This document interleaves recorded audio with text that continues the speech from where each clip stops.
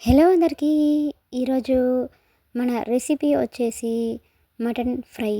ఈ మటన్ ఫ్రైని అన్నంలో కలిసేలాగా చాలా ఈజీగా, చాలా టేస్టీగా, ఇంట్లో వాళ్ళందరికీ నచ్చేలాగా ఎలా ప్రిపేర్ చేసుకోవాలనేది ఇప్పుడు మన వీడియోలో చూద్దాం. చూడండి, ఈ మటన్ ఫ్రైని చూస్తుంటేనే నోరూరిపోతుంది కదా అండి. మరి ఈ మటన్ ఫ్రైని చాలా ఈజీగా ఎలా ప్రిపేర్ చేసుకోవాలనేది ఇప్పుడు మన వీడియోలో చూద్దాం. ముందుగా ఒక బౌల్లోకి మటన్ని తీసుకోండి. ముక్కలు అనేవి మీడియం సైజులో ఉంటే సరిపోతుంది. ఇప్పుడు దీనిని వాటర్ వేసుకొని ఇలా 2-3 సార్లు శుభ్రంగా వాష్ చేసుకోండి. ఇప్పుడు ఈ వాటర్ తీసేసి ఈ మటన్ని ఒక కుక్కర్ తీసుకొని దానిలోకి ఇలా మటన్ని వేసుకోండి. ఇప్పుడు దీనిలోకి 1/2 టీ స్పూన్ వరకు పసుపుని వేసుకోండి. అలాగే మీ టేస్ట్కి తగ్గట్టుగా సాల్ట్ని కూడా యాడ్ చేసుకోండి.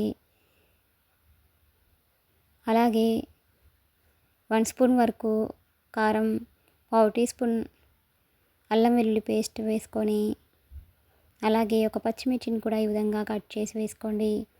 స్పైసీ ఎక్కువగా ఇష్టపడే వాళ్ళైతే ఒక 3-4 వరకు పచ్చిమిర్చిని వేసుకొని, ఇప్పుడు దీనిలోకి 1 గ్లాస్ వరకు వాటర్ని వేసుకొని, ఇప్పుడు కుక్కర్ మూత పెట్టుకొని 5 to 6 విజిల్స్ వస్తే సరిపోతుంది. మనకి మటన్ ఉడికేలోగా ఇప్పుడు మనం ఆనియన్స్ని కట్ చేసుకుందాం.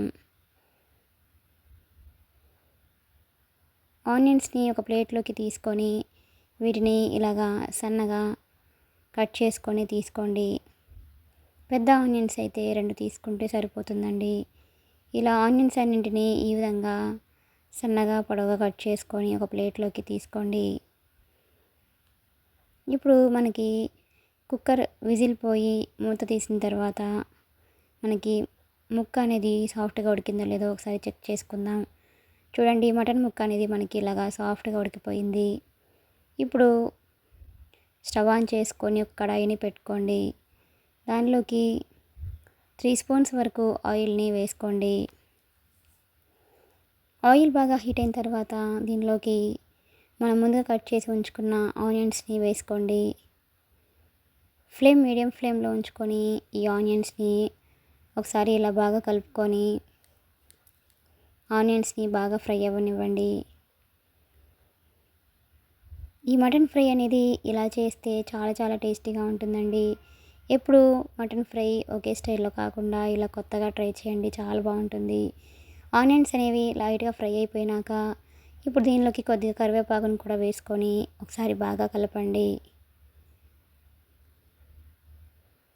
ఎప్పుడు మటన్ ఫ్రై చేసినా కూడా ఈ రెసిపీని తప్పకుండా ట్రై చేయండి. చాలా చాలా బాగుంటుందండి ఈ మటన్ ఫ్రై.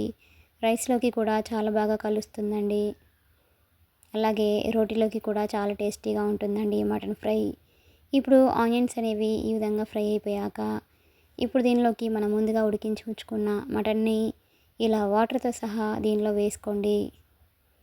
ఇప్పుడు హై ఫ్లేమ్లో ఉంచుకొని ఈ మటన్లో ఉన్న వాటర్ మొత్తం పోయి ఆయిల్ సపరేట్ అయ్యేంత వరకు ఈ మటన్ని ఇలా బాగా ఉడికించండి.